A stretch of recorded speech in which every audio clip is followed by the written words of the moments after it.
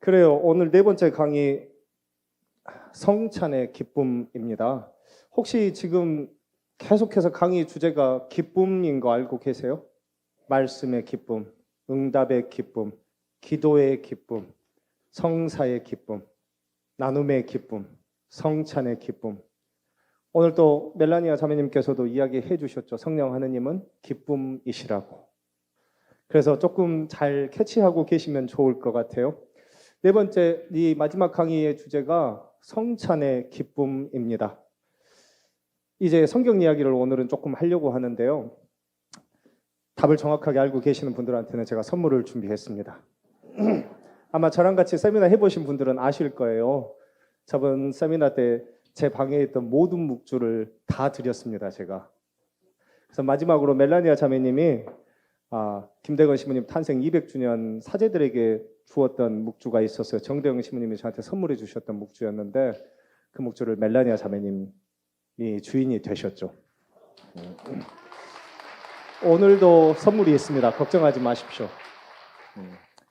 여러분들이 다 알고 있을 만한 거예요. 그러니까 누구든지 빠르게 손들고 대답하시면 돼요. 자, 성찬의 기쁨이잖아요. 성경 이야기를 조금 하면 좋을 것 같아요. 예수님이 최후의 만찬 때에 성찬례를 제정하시잖아요. 우리가 미사 때 하고 있는 이 성찬례가 어때요? 기억이고 기념인 동시에 현재 살아있도록 우리 미사 안에서 함께 하는 거죠. 예수님의 빵과 포도주 안에 예수님께서 현존하시잖아요. 예수님의 몸과 피로. 그래서 기억, commemoration인 동시에 어때요? 기억으로 끝나는 것이 아니고 살아있도록 현존하도록 하는 거죠. 성령 하느님의 축성으로, 축복으로. 그렇죠? 그래서 우리가 예수님의 몸과 피를 받아 모시죠. 자, 최후의 만찬 이야기를 좀 해봅시다. 아마 여러분들 레오나르도 다빈치가 그린 최후의 만찬 이런 거 많이들 보셨을 거예요. 예수님은 그날 저녁에 몇 잔의 술을 드셨을까요? 생각해 본 적 없으세요? 예수님은 그날 저녁에 몇 잔의 술을 먹었을까요? 몇 잔의 술을 드셨을까요? 네. 몇 잔이요? 취할 때까지. 또 다른 분은? 네. 12잔 각자 앞에서 한 잔씩. 또는요? 잠깐만요. 몇 잔이에요? 한 잔도 안 드셨다고요? 자매님은요? 에? 한 잔. 어디 계시죠? 몇 잔이요? 4잔이요.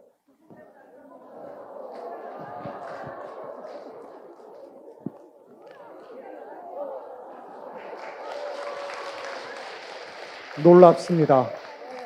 답을 알고 있는 사람이 있다는 거에 되게 깜짝 놀랐습니다. 세상에 4잔이라고 하는 걸 알고 있는 사람이 있네요. 예수님은 그날 저녁에 4잔의 술을 드세요. 아마 자매님은 저랑 조금 같이 계셔서 아마 기억하고 계신 것 같아요. 답을. 괜찮아요? 네. 자, 최후의 만찬이 뭐예요? 파스카 과월절 제사잖아요. 그래서 실제로 그날 어때요? 유다인들이 집에 모여서 과월절 제사를 보내죠. 이 과월절 제사는 뭘 기념하는 거예요? 손 들고 이야기하셔도 됩니다. 네. 에? 패스오버, 파스카죠. 파스카. 파스카는 그럼 정확하게 어떤 사건을 기억하는 거예요? 네. 이집트에서 어쨌다고요? 이집트에서 홍해바다를 건너서 자유인이 되었던 그 사건을 기념하는 거죠. 노예의 종살이에서 자유인의 삶으로. 이제 어때요? 노예의 삶을 살던 이집트에서 아브라함에게 약속하셨던 계약의 땅으로 넘어오는 거죠. 그 역사적인 사건을 기념하는 게 과월절 제사이잖아요. 수녀님도 기회가 있습니다. 걱정하지 마십시오. 그걸 기념하는 거예요. 그래서 이 파스카 제사라고 하는 건 어때요? 1000년이 넘는 시간 동안 계속되어 온 유다인들의 전통적인 전례인 거죠. 총 4잔의 잔을 드시게 돼요. 이 잔마다 다 이름이 있습니다. 여기서부터가 진짜 문제예요. 4잔의 잔을 드시는데 그래서 그림이 잘못 그려져 있어요. 어떤 게 그 그림에서 가장 잘못되어 있는 걸까요? 네. 아니요. 그 질문이 아닙니다. 미켈란젤로의 그림에 보면 뭔가 잘못 그려져 있는, 가장 중요하게 잘못 그려져 있는 게 있어요. 뭘까요? 예? 컵이 어떻게 돼 있다고요? 기다랗게 앉아 있는 거요? 한 가지 분명한 건 컵 숫자가 너무 많다는 겁니다. 사람들 앞에 한 잔씩 다 놔져 있잖아요. 실제로 그렇지 않아요. 유다인의 제사에는 딱 하나의 성장만 올라와 있죠. 그리고 이거를 나누어 마시죠. 그래서 컵은 실제로 하나만 있어야 돼요. 그런데 지금 12개의 컵이 놔져 있잖아요. 잘못 그려져 있는 거죠. 컵이 하나만 있고 이거를 함께 나누어 마십니다. 가족들이. 그래서 원래 가장 아버지가 테이블에 중앙에 앉고 그 아버지가 앞에 컵이 놓아져 있어야 맞아요. 그래서 실제 최후의 만찬에서는 예수님 앞에만 컵이 있어야 그게 실제로 맞는 거예요. 자, 첫 번째 잔의 이름이 뭘까요? 나는 그 첫 번째 잔마다 다 이름이 있어요. 첫 번째 잔의 이름이 뭘까요? 아닙니다. Cup of Sanctification이라고 하죠. 축성의 잔이라고 부르는 거죠. 이 첫 번째 잔을 딱 따라 놓고 뭐하고 같이 먹을까요? 술은 안주가 있어야 되잖아요. 제사니까 음식이겠죠. 뭐가 있어야 될까요? 빵. 어떤 빵이요? 누룩 없는 빵. 그래서 실제로 이스라엘 사람들이 파스카 때 먹었던 그 빵과 같은 누룩 없는 빵을 준비합니다. 그리고 나서 그 빵을 나누죠. 그런데 이 잔 이름이 축성의 잔, sanctification이라고 하는 걸 좀 기억할 필요가 있어요. 그 잔을 딱 받고 난 다음에 빵을 들고 빵하고 포도주를 들고 아빠가 뭐라고 기도하나요? 나는 그 기도문을 알고 있다. 네, 자매님 손 들고 이야기하세요. 아니에요. 너희는 이걸 받아 먹어라. 아닙니다. 이는 내 몸이다. 아니에요. 네, 말씀하십시오. 아닙니다. 이렇게 마지막으로. 아닙니다. 아니요. 제가 말씀드릴게요. 확실하게 안 나올 것 같아요. 자매님, 마지막으로. 아닙니다. 끝까지 듣지 않겠어요. 죄송합니다. 여러분들이 다 알고 있는 기도문이에요. 이렇게 기도합니다. 온 누리의 주 하느님 찬미 받으소서. 주님의 너그러우신 은혜로 저희가 땅을 일구어 얻은 이 빵을 주님께 바치오니 생명의 양식이 되게 하소서. 이거 우리 가톨릭 교회 게 아니에요. 파스카 제사에서 첫 번째 장 Cup of Sanctification 축성의 잔을 놓고 난 다음에 그렇게 기도합니다. 우리 가톨릭 교회 전례 안에 그대로 들어와 있는 주의시의 전통이에요. 유다인들의 과울절 제사가 성찬의 전례 시작부터 시작되어지니까 그 첫 번째 잔의 기도문으로 시작하는 거죠. 성찬의 전례가. 이해가 되십니까? 그냥 들어와 있는 기도문이 아니에요. 이 기도문의 역사가 4,000년이 넘어요. 그 첫 번째 잔을 놓고 아빠가 그렇게 기도합니다. 포도주를 들고 어떻게 기도하겠어요? 오늘의 주 하느님 찬미 받으소서. 미사 때 우리가 하고 있는 기도문을 바치죠. 그리고 난 다음에 그 빵을 나누어서 먹고 그 잔을 돌려서 마십니다. 예, 키두시라고 하는 잔이죠. 두 번째 잔은 뭘까요? 이름이? 네, 뭐예요? 진노의 잔? 찬양의 잔? 아닙니다. 정확히 모르고 계시네. 두 번째 잔은 핫가다라고 부르는 잔이에요. 핫가다. 무슨 잔일까요? Cup of Proclamation. 뭐예요? 선포의 잔인 거죠. 그래서 이 두 번째 잔을 따라 놓고 나면 오른쪽에 앉아있는 장자가 해야 되는 가장 중요한 역할이 있습니다. 뭔가요? 성경에도 나옵니다. 아버지 오늘은 무슨 날인가요? 라고 물어야 되는 거죠. 그리고 나면 아버지가 어때요? 홍해바다를 건너는 이야기부터 우리 조상들이 어떻게 하나님께서 약속하신 아브라함에게 약속하신 그 땅으로 왔는지에 대한 구원의 역사를 이야기하죠. 구약 성경에 나오는 대목이죠. 쉐마 이스라엘에 나오는 이야기이기도 하고요. 그렇게 해서 이스라엘의 구원의 역사에 대한 이야기를 아버지가 두 번째 잔을 따라 놓고 쭉 이야기를 합니다. 그리고 나서 뭐랑 같이 이 두 번째 잔을 먹을까요? 두 번째 잔을 마실까요? 말씀드렸잖아요. 재료 같이 먹으려면 안주가 있어야 돼요. 뭐예요? 쓴나물. 맞습니다. 쓴나물하고 같이 먹는 거죠. 두 번째 잔을. 선물을 줘야 학습 효과가 확실합니다. 뒤로 좀 넘겨주시겠어요? 쓴나물하고 두 번째 잔을 같이 먹습니다. 이게 학가다라고 하는 잔이죠. 잔 오브 프로클레메이션, 선포의 잔이죠. 이 두 번째 잔을 마시고 난 다음에 세 번째 잔을 마십니다. 세 번째 잔의 이름은 뭔가요? 에? 세 번째 잔의 이름. 에? 답이 안 나오고 있습니다. 에? 누가 이야기하셨나요? 축복의 잔이라고?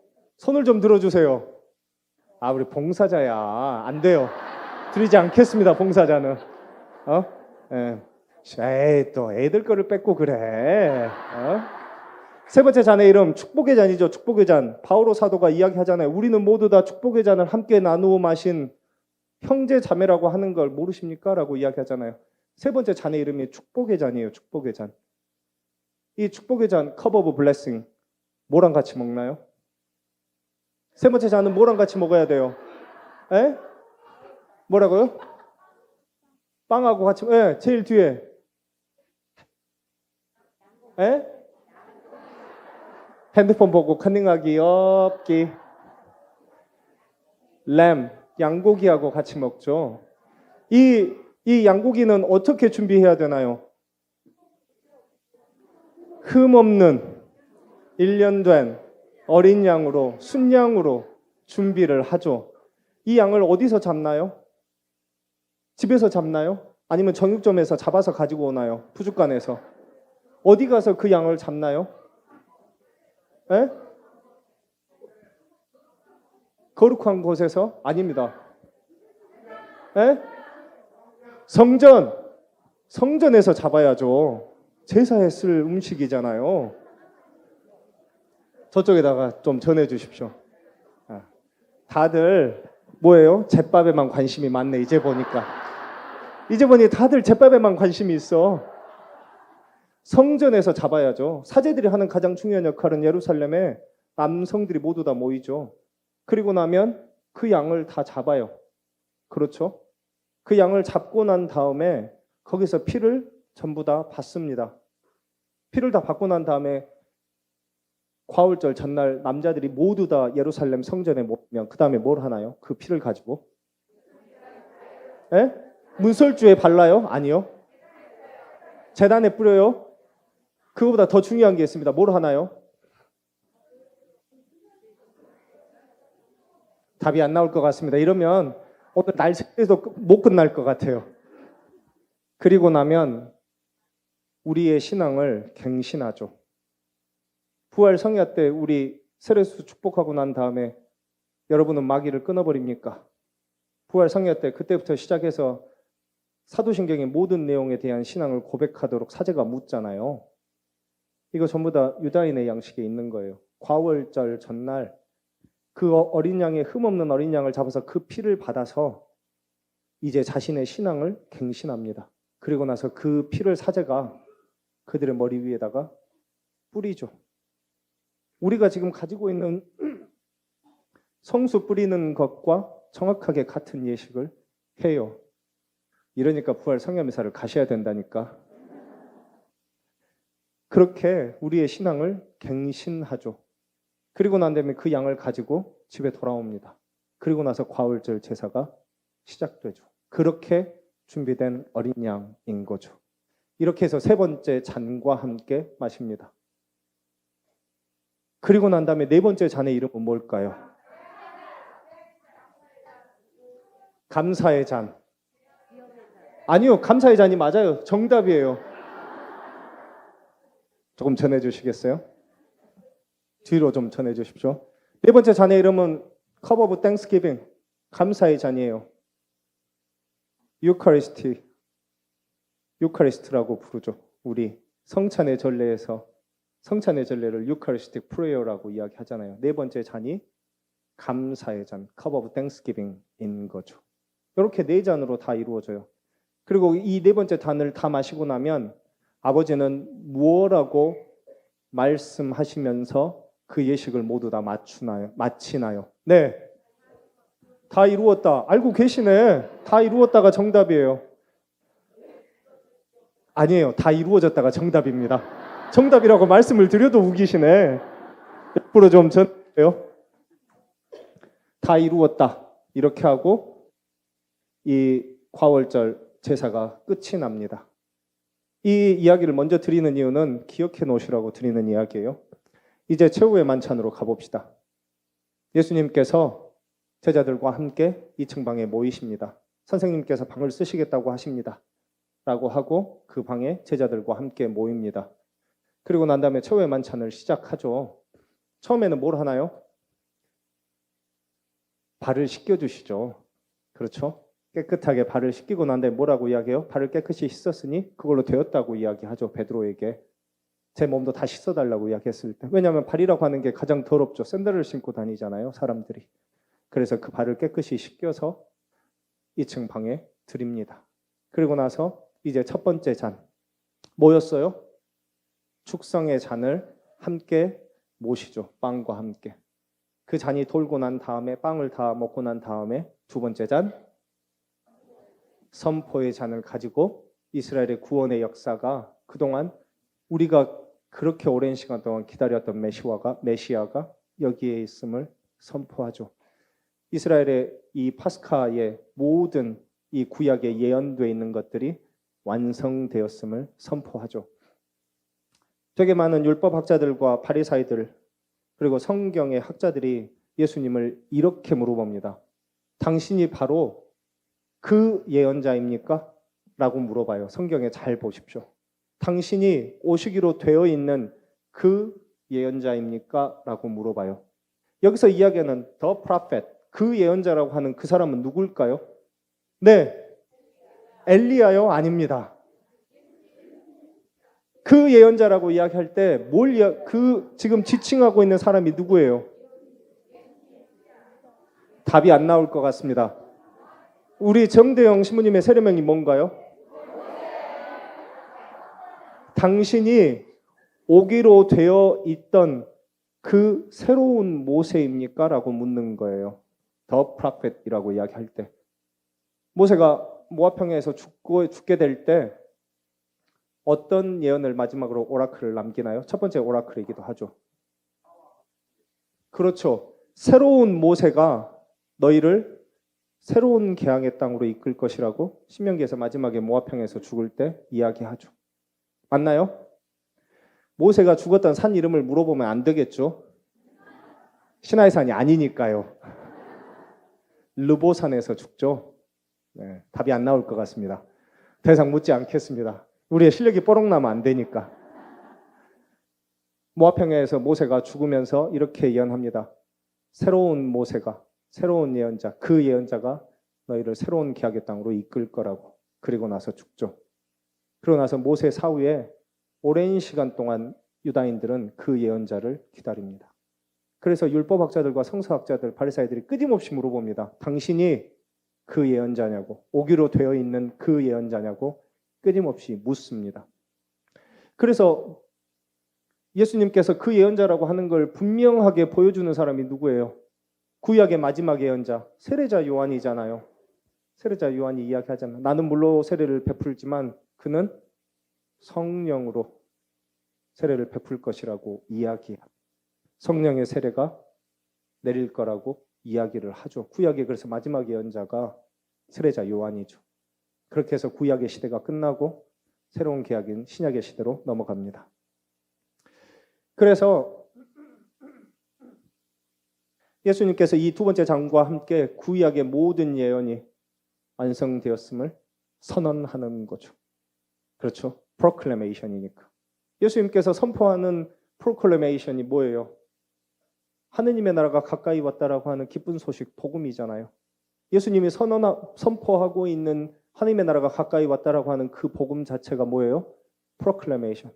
그 자체로 cup of proclamation인 거죠. 선포의 잔이었던 거죠. 자신의 3년 동안의 공생활 안에서. 그리고 나서 어린 양을 먹습니다. 어린 양을 먹고 난 다음에 예수님께서 네 번째 잔을 드시지 못해요. 네 번째 잔을 먹기 전에 세 번째 잔을 마시고 나면 시편의 노래를 불러야 됩니다. 몇 편의 노래를 부르나요? 시편 몇 편인가요? 세 번째 잔을 마시고 난 다음에 하느님을 찬미하는 시편 몇 편일까요? 우리 말씀 봉사자들은 알고 계실라나요? 몇 편인지 시편? 시편 몇 편의 노래를 부르나요? 예? 150번이요? 비슷하지 않습니다. 113에서 114편의 시편을 노래로 부릅니다. 그리고 115편에서 118편의 시편, 이 두 시편을 노래로 부릅니다. 우리는 이 시편을 실제로 부릅니다. 언제 부르나요? 부활 성례미사 때 당연히 부르겠죠. 부활 성례미사 때 하기오스 데우스 생각나서 용사의 신분 노래 부르잖아요.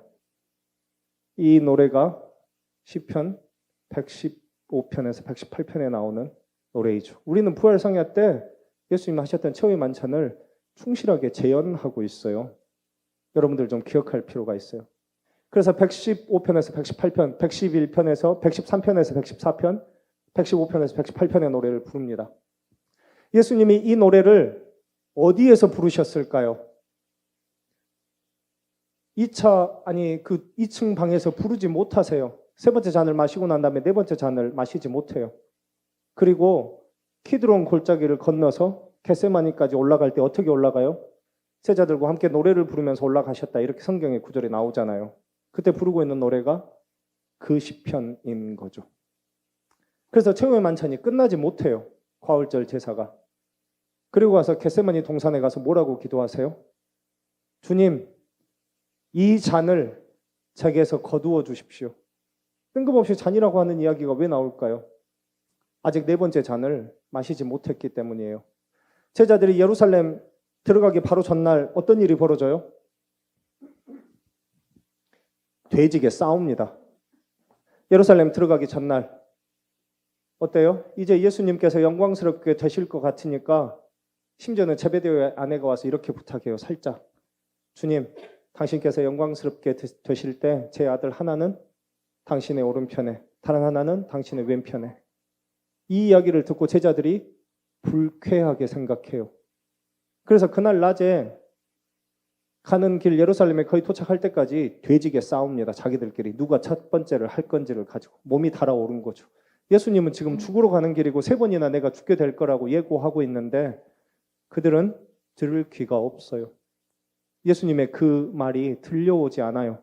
예루살렘에 도착하면 뭔가 큰일이 벌어질 것 같은데 내가 거기에서 한 자리를 못하면 어쩌지? 이 두려움이 그들의 귀를, 눈을 막아버리죠. 그래서 예수님이 죽으러 가고 있는 길에 그들은 낮에 싸웁니다. 그래서 저녁에 예수님이 뭐라고 물어보세요? 낮에 무슨 일로 그렇게 다투었느냐? 이렇게 물어보시잖아요. 여러분의 집에 다 성경책 가지고 계시죠? 새로 듣는 이야기처럼 들으면 이거 되게 큰일 날 일입니다. 예수님의 비유로 말씀하시죠. 어때요? 하늘나라는 상인 진주를 사는 상인과 같다. 좋은 진주를 발견하면 어때요? 가진 것을 다 팔아서 그 진주를 산다고 그러잖아요. 하느님의 나라는 밭에 묻혀있는 보물과 같다.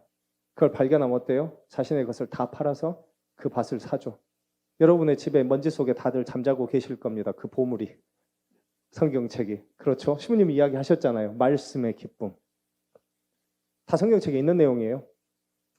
그래서 그날 낮에 무슨 일로 싸웠는지 물어봐요. 제자들이 대답을 못합니다. 그리고 나서 어린아이를 데려다 세우죠. 그리고 이 어린아이처럼 되는 사람이 하늘나라의 주인이라고 이야기하죠. 나는 섬김을 받으러 온 것이 아니라 섬기러 왔다고 그날 밤에 이야기하시죠. 이 이야기를 하는 동네는 어딜까요? 예루살렘 들어가기 전날이라니까요. 예루살렘 들어가기 전날 예수님은 어디에 도착하셨을까? 2층에 있는 식구들도 기회가 있습니다. 네. 에? 베다니아 교회에 가셨대요? 정답입니다. 조금 이따 저한테 오세요. 베타니아에 도착하시죠? 베다니아 교회예요. 여러분들 잘 알고 계시는 베타니아에 도착합니다. 거기에 누가 살고 있나요? 그렇죠. 라자로, 마리아, 마르타가 사는 집에 도착하시는 거죠. 그날 밤에. 그리고 나서 그걸 묻습니다. 그리고 난 다음에 다음날 아침에 나귀를 타고 이제 예루살렘에 입성하게 되는 거죠. 예루살렘에 입성할 때 예수님은 어느 문을 통해서 입성하시게 되나요?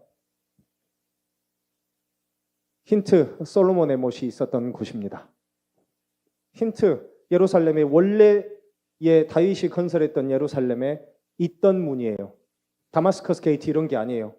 웨스트 게이트 이런 게 아니고 우리가 지금 보는 예루살렘에 가게 되면 양들의 문을 거쳐서 올라가시게 되죠. 원래 솔로몬의 못이 있었던.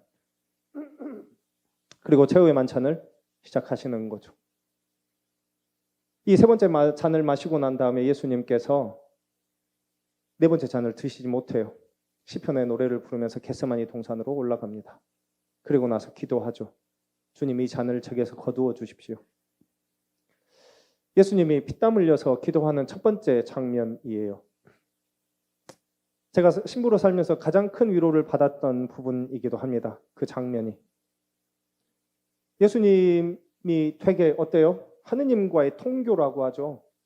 하느님과 정말 일치되어 있었어요. 그의 공생활 내내. 제자들이 아침에 일어나면 가장 먼저 해야 되는 일이 뭐였는지 아세요?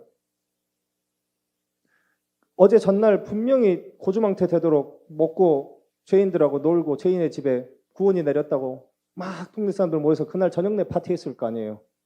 고주망태가 돼서 잤는데 다음날 아침이 되면 선생님이 없는 거예요. 스승이. 그래서 어때요? 그 스승을 찾으러 온 동네를 다닙니다. 아침마다. 아침밥 먹여야 되니까. 그러다가 어디서 찾아요? 외딴 곳에서 뭐하고 계세요? 기도하고 계시죠. 날마다 같은 날이 반복돼요. 보다 제자들이 묻습니다. 당신 혼자 기도하지 마시고 우리에게도 기도하는 법을 가르쳐 주십시오. 그래서 예수님이 이렇게 기도하여라. 하늘에 계신 우리 아버지. 이렇게 주님의 기도가 시작되자 그 앞부분에 보면 그 이야기가 나와요. 선생님 아침 일어나는데 없어요. 그를 찾으러 돌아다니죠. 선생님 어디 계셨습니까? 당신을 찾기 위해서 온 동네를 뒤지고 다녔다고 이야기하잖아요.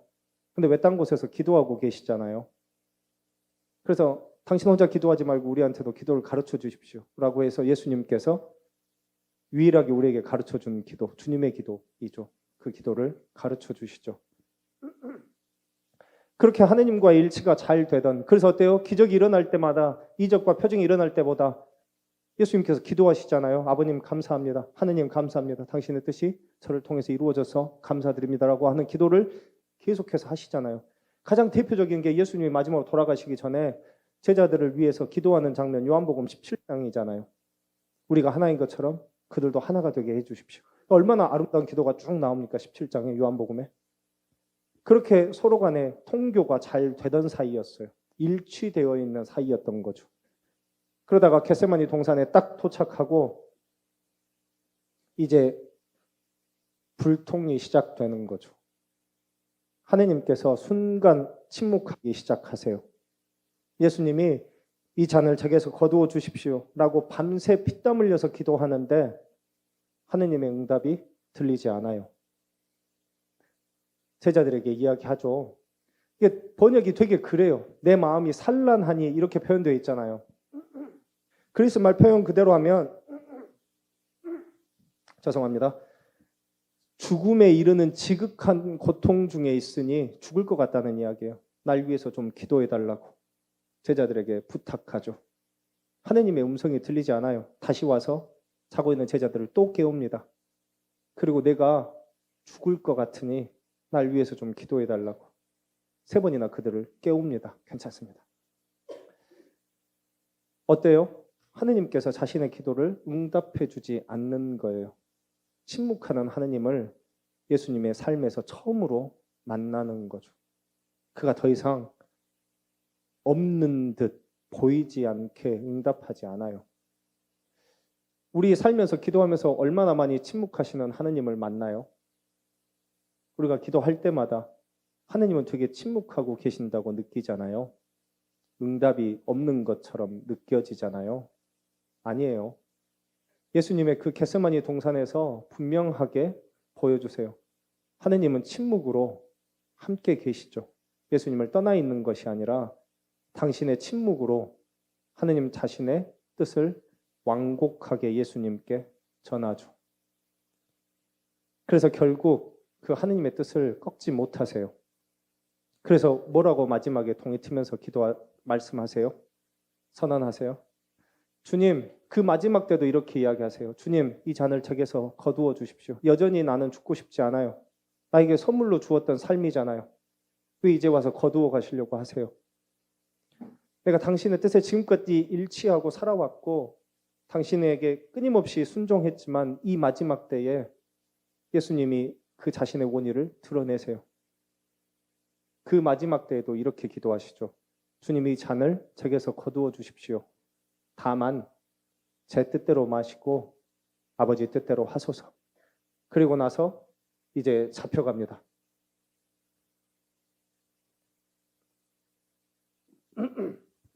그렇게 잡혀가시고 나서 최후의 만찬이 시작되죠.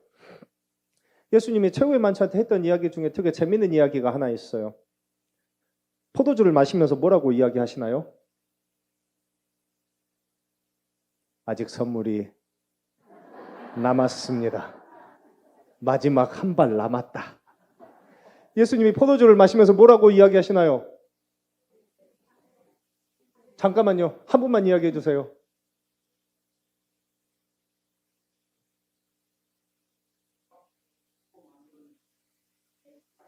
이야, 성경학자가 여기 있었네요. 예수님께서 포도주를 마시면서 뭐라고 이야기하세요? 하느님의 나라가 오기 전까지 포도로 만든 마시지 않겠다라고 이야기하시죠. 그렇게 이야기하고 잔을 드세요. 그렇잖아요. 근데 그러고 나서 십자가 위에서 뭐라고 이야기하세요? 목마르다. 그리고 난 다음에 신포도주를 해면에 찍은 신포도주를 마시죠. 네 번째 잔, Cup of Thanksgiving. 포도주를 마시고 난 다음에 뭐라고 이야기하시나요?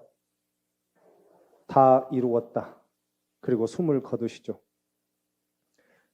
예수님께서 하고 있는 최후의 만찬, 이 과울절 제사가 어디에서 완성돼요? 십자가 위에서. 이해가 되시죠?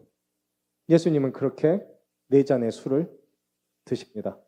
그리고 나서 십자가 위에서 마지막으로 아버지가 하는 마지막 이 최후의 이 과울절 제사의 끝맺음 다 이루었다라고 하는 말로 당신의 생을 십자가 위에서 마감하시죠.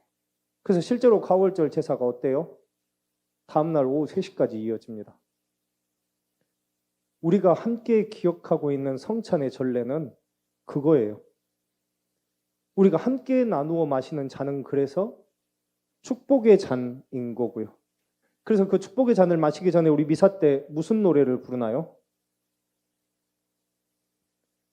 하느님의 어린 양을 부르죠. 하느님의 어린 양, 세상의 죄를 없애시는. 맞죠? 세 번째 잔, 축복의 잔을 우리가 함께 나누어 먹고 마시는 거죠. 성당 안에서 되게 어처구니 없는 표현이 하나 있습니다. 신부가 쓰는 표현 중에요. 형제, 자매 여러분. 우리가 왜 한 형제고 자매나요? 나하고 피 한 방울 섞인 사람 여기 아무도 없는데.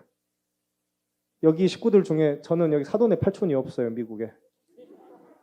네. 내 피 섞인 우리 가문의 식구들이 아무도 없는데 어떻게 여러분이 제 형제와 자매가 될 수 있을까요? 바오로 사도의 표현 그대로예요. 우리는 함께 축복의 잔을 나누어 먹고 마신 사람들이죠. 그래서 한 형제 자매라고 부르는 거겠죠. 그게 아니면 우리가 한 형제이고 한 자매일 수 없어요. 우리 안에서 시부님이 뭐 나눔의 기쁨에 대한 이야기도 그전 강의 하셨겠지만 어때요?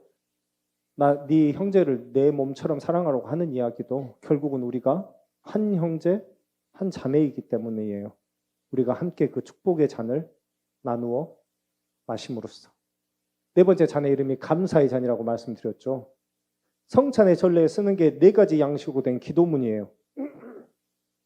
감사 양식이라고 부르죠. 감사 1양식, 2양식, 3양식, 4양식. 영어에서도 Eucharistic Prayer예요. 뭐예요? 4번째 잔의 이름을 따서 쓰는 거예요. 그냥 단순하게 감사가 아니에요.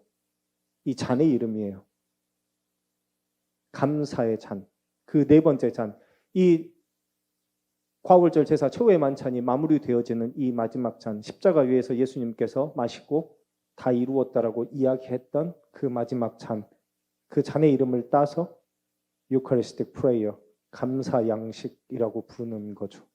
이게 우리가 미사 때 쓰고 있는 감사 양식의 이름의 기원인 거죠. 여러분들이 매일매일 삶에서 함께 거행하고 있는 이 미사는, 이 성찬의 전례는 이러한 예수님의 마지막 때를 함께 기억하고 기념하고, 그거보다 더 중요한 게 뭐라 그랬어요? 이 안에 현존하도록, 실제하도록, 이 안에서 정말로 현존이 드러나도록 하는 거죠. 단순히 기억하는 게 아니고 뭐예요? 실제로 현존하는 거죠. 예수님의 몸과 피가 거룩한 제단 위에. 그래서 우리의 이 미사 전례는 어때요? 천상 예루살렘의 천상 제사의 올마감이라고 이야기하잖아요. 그래서 거룩하시도다라고 하는 노래를 함께 부르는 거고요. 천사들의 찬미이잖아요. 이 노래를 왜 해요? 거룩하시도다를. 그 순간부터 우리의 모든 이 미사 전례가 천상 예루살렘의 제사와 결합되어지니까요. 이게 우리가 함께 거행하고 있는 미사이거든요. 그 미사를 그렇게 기쁨으로, 감사함으로 우리 함께 하고 있나요? 확실해요? 아닌 것 같던데. 제가 어제도 말씀드렸잖아요. 여러분들은 곧 죄를 지실 거예요. 왠 줄 아세요? 집에 곧 자녀들이 오니까요. 여러분들은 곧 죄를 지을 거예요. 왠 줄 알아요? 여름이잖아요. 휴가 가야 되잖아요. 그렇잖아요.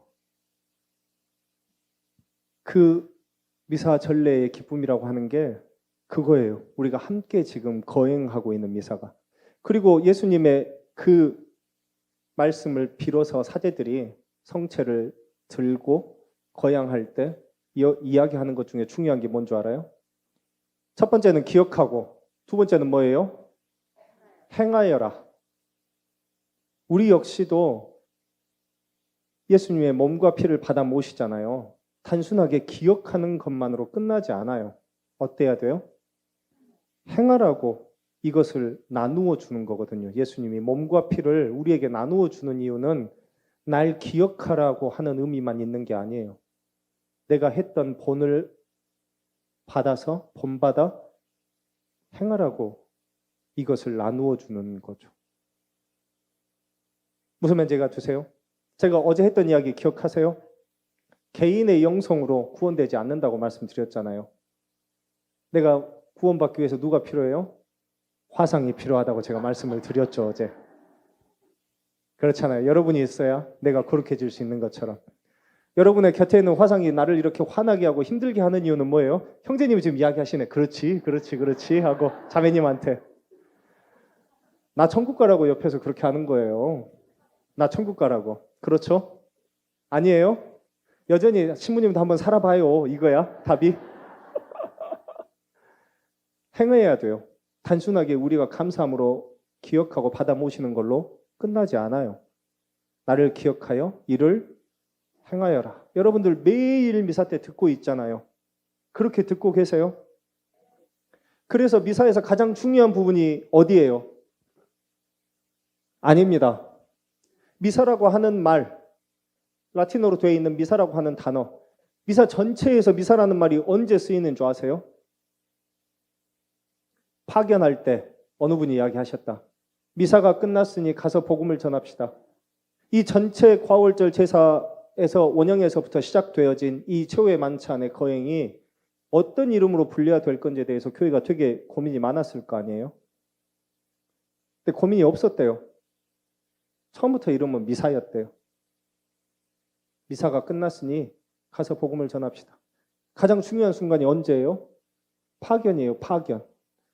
우리가 하느님의 말씀을 듣고 깨닫고 기뻐하고 결심하고 예수님의 몸과 피를 받아 모심으로써 어때요? 거룩하게 축성되어지죠. 바울과 사도의 표현대로 하면 뭐예요? 여러분은 모두 다 예수님을 모신 하느님의 거룩한 성전이라고 하는 사실을 아직도 깨닫지 못합니까? 라고 이야기하잖아요. 우리가 예수님의 몸과 피를 받아 모심으로 우리가 하느님의 거룩한 성전이 되죠. 내가 하느님의 거룩한 성전이 되죠. 이렇게 거룩해져서 어때요? 파견되어지는 거예요. 어디로요? 여러분의 미션지로, 여러분의 화상들이 살고 있는 그곳으로 파견되어지는 거예요. 그렇잖아요. 그래서 처음부터 이름을 미사라고 지었대요. 미사 에스트라고 하잖아요. 라틴어로. 미사가 끝났습니다. 가서 복음을 전하십시오. 우리는 집에 돌아가는 게 아니에요. 골프장으로 가시는 게 아니라고요. 친구들하고 점심 먹으러 가는 게 아니에요. 어디로 가요? 파견되어서 복음을 선포하는 선교지로 파견되어져 가는 거라고요. 그래서 이름이 미사예요. 미사. 그렇잖아요. 그래서 파견된 자라고 하는 뜻을 갖는 거고요. 그런데 어때요? 제가 여러분들의 실체를 조금만 이야기해 드릴까요? 앞에서 보면 되게 많이 보여요. 누가 자고 있는지, 강론 때도. 누가 딴 생각을 하고 있는지. 그리고 되게 딴 생각을 하거나 그런 사람들이 하는 방법이 뭔지 아세요? 앞에서 보면 일단 다리를 꼬고 앉습니다. 그리고 주보를 펴줘. 강론하는 내내 주보를 보고 계세요. 그렇잖아요? 성체 모시러 나올 때 짐을 다 챙겨서 나와요. 가방도 들고 스카프도 하고 나오면서 저한테 이렇게 이야기하는 거죠. 저는 성체만 모시고 집에 갈 거예요. 빨리 주세요. 그렇잖아요. 미사의 가장 중요한 게 파견이잖아요. 근데 파견할 때 예수님의 마음이 어때요? 72제자, 12제자를 파견할 때 예수님이 어떤 마음이었어요? 양들을 이리떼 가운데 보내는 것 같다잖아요. 그래서 어떻게 해요? 축복하고 그들을 파견하잖아요. 그런데 축복하고 파견하기 전에 집에 가기 급해. 그렇잖아요. 자식들이 왔어. 나는 그래도 자식들 왔다고 미사를 빠지진 않아. 다만 성체만 모시고 나갈 뿐이야. 빨리 가야 되니까. 어떤 분은 파견 선거 끝나기 전에 나가기 바빠. 제가 그래서 한번 진짜로 물어본 적이 있어요. 왜 그러냐고. 무슨 바쁜 일이 있으시냐고. 빨리 안 나가면 5분 파킹장에서 기다려야 되는데 줄 서서. 그래서 일본으로 나가야 되는 거지. 차 타고 바로 가야 되니까. 안 그러세요? 여기 있는 분들은? 한 번도 그래 본 적 없으세요? 신부가 왜 이렇게 말이 길어? 이놈의 공지사항은 또 왜 이렇게 많고 가야 되는데 빨리 파견하기 전에 막 공지사항 하면 막 다들 엉덩이가 막 들썩들썩 하죠. 빨리 집에 가야 되는데 지금 왜 이렇게 뭐 공지사항 쓸데없는 소리는 많이 하고 그렇잖아요. 우리가 지내고 있는 성사의 기쁨에서부터 시작해서 성찬의 기쁨, 우리가 교회 공동체가 함께 모여 사고 있는 그 모든 성사 안에서 가장 정점에 있는 교회의 경신례가 미사잖아요. 미사. 주일을 거룩하게 보내기 위해서 모든 공동체가 함께 모여서 미사를 거행하는 거고요. 그래서 participant라고 이야기해서 참여하는 사람이라고 이야기하죠. audience라고 표현하지 않아요. 대중이 아니라고요. 여러분은 미사에 참여해야 돼요. 그래서 계속해서 여러분의 응답이 있고 같이 노래 부르고 이렇게 하는 이유가 다 뭐예요? 참여하는 거예요. 단순히 사제가 앞에서 혼자 속법장난하는 게 아니고 다 같이 참여하는 거죠. 그래서 그 성찬의 전례의 끝에 어때요? 늑대들 사이에 양을 한 마리 보내는 마음으로 축복해서 그들을 미션지로, 선교지로 파견하죠. 뭘 하라고요? 복음을 선포하라고. 매 주일 미사에서 우리가 하고 있는 게, 매일의 미사에서 하고 있는 게 그거예요. 무슨 말인지 이해가 되세요? 여러분들이 미사를 어떻게 함께 거행해야 되는지 이해가 조금 되세요? 그래서 앞으로는 절대 골프 치러 가는 티타임 약속 급하다고 성체 모시고 나가는 일이 없겠네요. 아직도 대답 안 하시는 분들이 있어. 신부님 이때뿐이고 어차피 바쁘면 그래도 어떻게 해요? 먹고 살아야 되는데. 뭐 전에 제가 어제도 말씀드렸던 것처럼 하느님도 7번째 날 쉬셨는데 베이케이션 때 성당 좀 안 간다고 그게 뭐 대수냐고 나한테 왜 뭐라고 하냐고 이렇게 하셨던 분들처럼 삶 안에서 뭔가 정말 중요하다고 생각하는 것들을 지키는 연습들이 필요해요. 그렇잖아요. 내가 그 중요하다고 믿고 고백하고 배우고 내가 깨달은 것들을 실천하는 연습들이 있어야만 그 신앙이 내 것이 돼요. 여러분들 미사 때 미사책 막 성가책 다 나눠주고 자리에 있고 코빗이 끝났는데도 불구하고 어때요? 집기 겁나 안 집으려고 해 성가책. 그렇잖아요. 노래 부르자고 하면 어때요? 대형방송 시작하면 다들 이러고 있어요. 아, 자매님은 안 그래요? 자매님은 열심히 하고 계시니까 안 그러지. 자매님 같은 사람만 성당에 다 있으면 무슨 고민을 신부가 늙을 일이 뭐가 있겠어요. 흰머리 나는 거 봐. 내가 몇 살 먹지도 않았는데. 저 진짜 몇 살 안 먹었어요. 흰머리가 벌써 희끗희끗해요.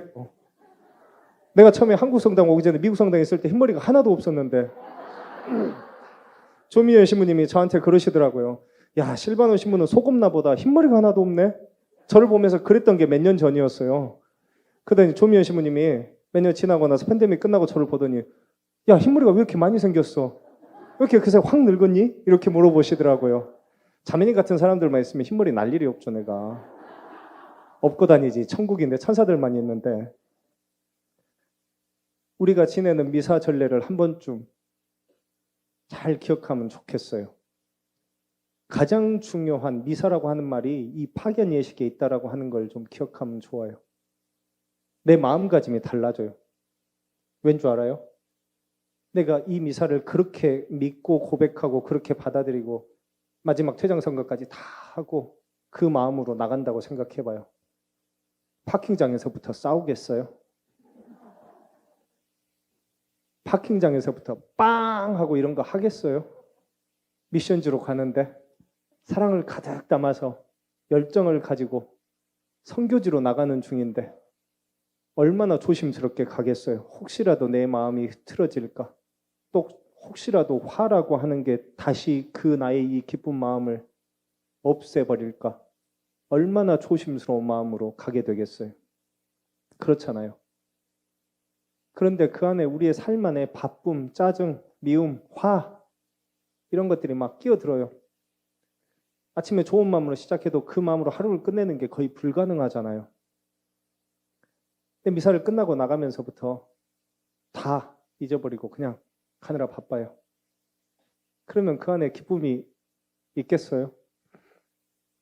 우리가 모시는 성체, 예수님의 몸, 우리는 실제로 그렇게 고백하잖아요. 개신교 교회는 갈라진 형제들이 아니에요. 부활 성례미사 때 보면 갈라진 형제들을 위해서 기도하는 부분이 있어요. 여러분들 부활 성례미사를 잘 다니시니까 분명히 알고 계실 거예요. 자, 갈라진 형제들은 4개의 교회 종파를 이야기합니다. 그리스도 교 안에서. 첫 번째는 가톨릭, 두 번째는요 그리스 정교회, 세 번째는요 콥틱 정교회라고 이야기하는 이집트 정교회죠. 네 번째는요 러시아 정교회. 가톨릭 교회 역사 안에서 이런저런 굴곡진 역사 안에서 4개로 갈라져 있지만 한 하느님을, 한 예수 그리스도를 고백하는 이 그리스도 교회의 종파를 4개 종파라고 이야기합니다. 개신교는 루터파, 뭐가 됐든 제세례파, 뭐가 됐건 앵글리칸, 뭐가 됐든 또는 성공회, 이 그리스도 교회의 갈라진 형제에 들어가지 않아요. 그 이유가 뭔지 아세요?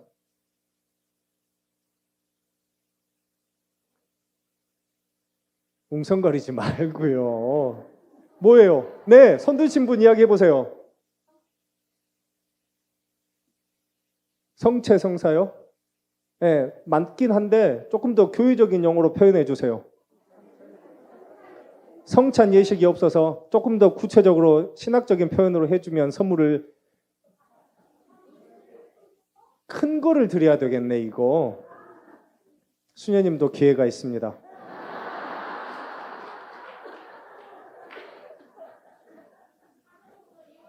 그렇지. 사도로부터 이어오는 교회잖아요. 아파스톨릭 트래디션.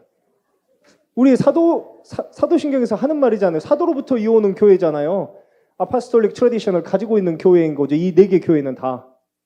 개신교 교회는 사도로부터 이어오는 교회가 아닌 거죠. 사도로부터 이어오는 교회라고 하는 것의 가장 중요한 표현이 뭐예요? 그 안에 성찬의 전례, 미사가 들어있는 거죠. 사도들이 예수님께서 승천하시고 난 다음에 뭘 같이 해요? 빵을 쪼개고 함께 나누어 먹고 마시고 미사의 원형을 시작했던 거죠. 사도들이. 사도로부터 이어오는 교회, 사도의 전통을 가지고 아파스톨릭 트래디션에서 가장 중요한 게 뭐예요? 미사죠, 미사. 아파스톨릭 트래디션이 없다는 말이 뭐예요? 미사가 없는 거예요. 단순히 성찬의 전례가 없는 것이 아니라. 그래서 갈라진 형제들이라고 이야기할 때 개신교 교회는 안타깝지만 미안하지만 들어가지 않아요. 아포스톨릭 트래디션이 없는 거죠. 미사가 단순히 성찬의 전례가 없는 것이 아니라. 왜냐하면 루터파 교회들도 1년에 몇 번씩 해요. 감실도 모셔놓고 해요. 근데 그거는 어때요? 미사의 아포스톨릭 트래디션을 사도로부터 이어오는 교회 전통을 가지고 있지 않아요. 그래서 갈라진 형제라고 표현하지 않는 거죠. 아포스톨릭 트래디션이라고 하는 건 그 미사가 정점이에요. 초대교회 공동체 신자들이 모여서 뭘 매일 했겠어요? 사도행전에 나오잖아요. 빵을 쪼개고 예수님의 피를, 성혈을 함께 나누어 마시는 것을 했다고 사도행전에서 전해지잖아요. 미사의 전통을 그대로 가지고 있었던 거예요. 초대교회 12제자들부터 시작되어서 바오로 사도까지 13명의 제자들이 각각의 자신의 지역교회 안에서 예수님의 본을 받들어서 그걸 행하고 있었던 거죠. 그래서 그걸 아포스톨릭 트래디션이라고 부르는 거죠. 우리가 가지고 있는 아포스톨릭 트래디션, 다른 정교회에 가도 가지고 그대로 그걸 그대로 가지고 있죠. 시간의 차이는 있지만 가톨릭이 제일 세련됐어요. 왠 줄 알아요? 1시간 안에 끝내주잖아. 다른 교회 가보세요. 아시죠? 가보신 분들은 기본 3시간. 그리스 정교회 같은 데 가면요. 하루 온종일도 해요. 우리는 1시간만 지나면 뭐라고 해요? 성당 나가면서 쓸데없는 소리에 신부는 뭘 저렇게 많이 하는지 모르겠다고. 우리 신부님 뭔 세상 쓸데없는 소리 저렇게 많이 해가지고 시간 바쁜데. 어느 분은 저한테 그러시더라고요. 우리 동네에 내가 다니는 우리 미국 성당이 있는데 그 성당은 신부님이 딱 1시간이면 끝내준다고. 신부님은 조금 더 배워야 되겠다고.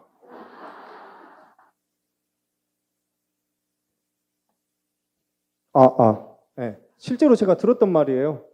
신부님은 아직 좀 더 배워야 되겠다고. 1시간 안에 딱 끝내는 연습을 해야 된다고. 제가 어떻게 했는 줄 알아요? 제가 이럴 때 제 마음가짐이 있어요. 예수님이 오셨구나. 그리고 웃어드립니다. 그래요. 죄송합니다. 제가 아직 서툴러서요. 10년 차인데 다음에는 꼭 그렇게 하겠습니다. 이렇게 하고 보내요. 그러고 와서 말 안 듣죠. 다음에 또 다른 분이 자매님이 와가지고 막 저한테 뭐라고 하면 기분이 확 상할 때가 있어요. 그러면 제 자신한테 이야기합니다. 성모님이 오셨구나. 그리고 반갑게 웃으면서 맞이합니다. 다음 주 일요일 얼굴 볼 때 어때요? 더 먼저 가서 인사해야죠. 성모님 오셨는데. 더 먼저 감사하다고 인사해야죠. 우리 예수님 오셨는데. 그래요. 제가 하고 있는 연습도 그래요. 내 이웃을 내 몸같이 사랑하라고요. 제가 하는 것들은 아주 사소하게부터 시작해보면 그런 거예요. 미워하지 않으려고, 기억하지 않으려고, 저 사람이 나한테 뭐라고 상처 줬는지 그 미움의 나무에다가 물을 주지 않으려고 해요. 미움의 나무에 물을 주기 시작하면 왜 이렇게 빨리 자라요? 그리고 하늘 높은지 모르고 자라요. 그리고 나면 해를 가리죠. 칠흑같이 어두워서 빛 한 점이 없어요. 미움의 나무에 물을 줘서 키우면. 그래서 키우지 않으려고 해요. 그래서 그럴 때면 제가 하는 연습이 그런 거예요. 예수님 오셨다.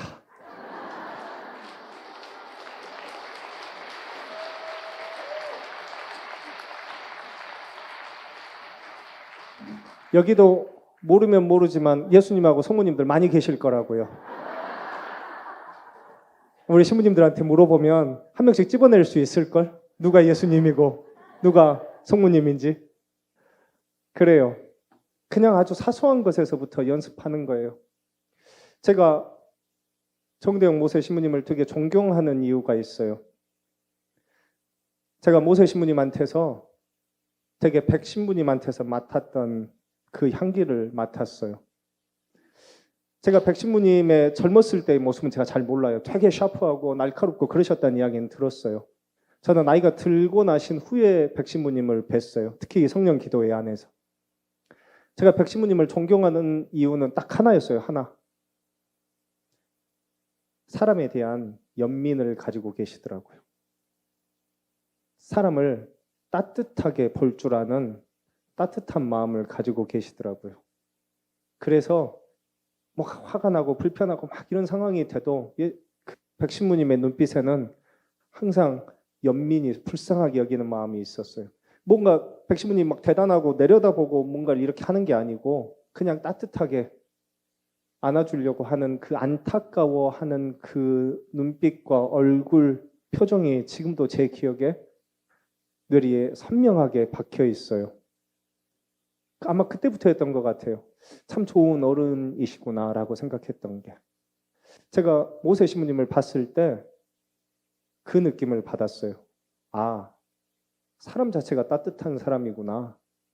뭔가 사제로서의 어떤 기술자로서의 어떤 이런 스킬이 좋고 나쁘고 이전에 기본적으로 사람들을 사랑하는 마음이 있구나라고 하는 걸 처음 느꼈을 때 저 신부님을 존경하지 않을 수 없었어요. 바꿔 이야기하면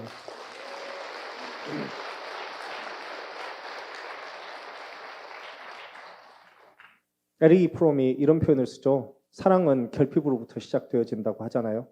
내 자신이 갖지 못한 것을 동경하고 부러워하고 그것으로부터 사랑이 시작되어진다고 해요. 그래서 사랑의 출발점이 결핍이라고 이야기를 해요. 이게 사랑으로 갈 때는요. 결핍이 나쁘게 갈 때는 어떻게 가요? 미움과 질투로 가죠. 시기로. 근데 이게 사랑이 시작될 때 내가 갖지 못한 모습들을 보면서 그것으로부터의 동경으로부터 사랑이 시작되어진다고 해요. 제가 존경하는 신부님들을 보면서 제 자신을 되돌아보게 돼요. 아, 내 안에 부족한 게 그거구나. 그래서 제가 메이플 성당에 있을 때 어느 날은 강론 때 그런 이야기를 했어요. 언제쯤 저의 이 혈기가 사라질까요? 그랬더니 자매님 한 분이 저를 보면서 큰 소리로 이렇게 이야기하셨어요. 신부님 그거 없어지면 죽어요. 아직 멀었다고 이야기하시더라고요. 지금은 그거를 쓸 때래요. 좀 더 시간이 지나야 그 다음에 스테이지로 넘어갈 수 있대요. 너무 욕심 부리지 말아요. 아직 급하대요. 그래서 가끔 저도 제 안에 있는 이 주체할 수 없는 좋은 말로 하면 열정이고 근데 열정이 좋은 쪽으로 발휘되면 좋은데 그렇지 않을 때도 많아요. 그래서 우리 성령 기도회 봉사회 식구들 되게 저 때문에 죽어나요. 제가 좀 편하게 좀 이렇게 해야 되는데 사사건건 간섭하고 꼭 이렇게 하라고 이야기하고 조금만 못하면 와가지고 뭐라고 하고 그래서 가끔 주눅 들어있는 식구들을 볼 때면 이 혈기가 좀 가라앉아야 될 텐데 언제쯤 내 탓이오 해요. 어제도 제가 한 소리 해놓고 갔거든요.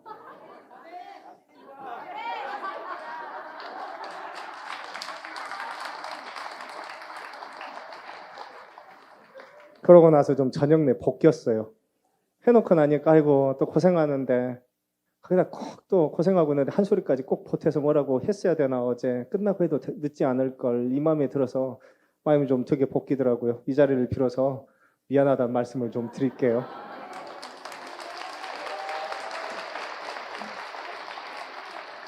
아직 제 안에 혈기가 남아있어서 피혈자가 맞는 것 같아. 혈기가 아직 남아있는 것 같아요. 조금 더 시간이 필요할 것 같습니다. 그래요. 어찌됐건요. 성찬의 전례 안에 미사 안에 기쁨이 좀 있었으면 좋겠어요, 여러분. 그리고 제발 집에 갈 때 골프장으로 가지 말고 친구들하고 밥 먹으러 간다고 바쁘다고 생각하지 말고 그 자리가 어디예요? 내가 복음을 선포해야 되는 자리인 거예요. 골프를 치지 말라는 이야기가 아니에요. 그러면 형제님들이 다 돌 던지시겠죠. 아마 자매님들은 좋아하시고 와 이러실 거고 친구들하고 밥 먹으러 가지 말라는 이야기가 아니에요. 어떤 마음으로 그 자리를 가느냐의 문제죠. 어떤 마음으로 초대되어질 건지의 문제라는 거죠. 그래서 그 미사의 끝에 우리가 파견되어짐을 좀 기억하면 좋을 것 같아요. 우리가 함께하는 성찬의 전례가 정말 예수님께서 겟세마니에서 하느님 앞에 온전히 당신을 내어놓을 수밖에 없었던 자신의 의지를 그 의지가 나쁜 것도 아니에요. 선한 의지를 꺾을 수밖에 없었던 그리고 하느님의 뜻에 온전히 당신을 봉헌해야 했던 그 시간들을 기억하고 있는 것이라고 하는 걸 좀 기억하면 좋겠어요. 그리고 예수님이 했던 이야기, 너희도 이처럼 나가서 행하여라. 그 말을 좀 기억하면 좋겠어요. 그래서 그 모든 것의 완성이 파견되어짐에 있다라고 하는 걸 꼭 기억했으면 좋겠어요. 마치겠습니다.